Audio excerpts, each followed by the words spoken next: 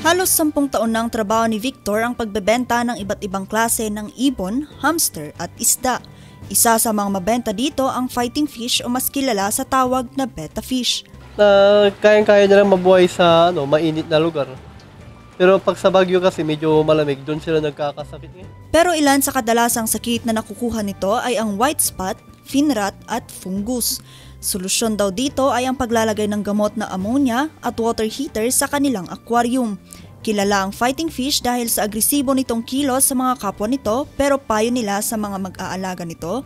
Oo, pwede. Pwede mong isama dito pero isa lang. Hindi pwedeng magsama yung dalawang beta kasi magpapatayan. So, isa lang dapat na beta ang pwede mong ilagay sa aquarium. Ang mga ganitong klase daw ng isda ay madaling alagaan. Dito may sarili kasing hingaan yung fighting fish sa may gills niya. Kaya okay lang na kahit walang oxygen, kaya niyang mabuhay ng kahit isang buwan na hindi siya kumain, ganun.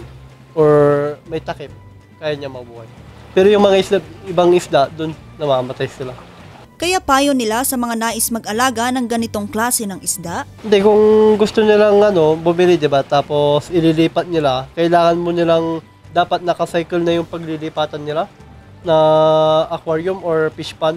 Pag naka-cycle na yun, then yung isda, bibili nila dito, bago nila ikabil dun, i-acclimate mo muna nila mga 15 to 30 minutes bago nila alisin yung goma, bago nila pakawalan. Tapos yung tubig na galing dito, huwag nilang isama.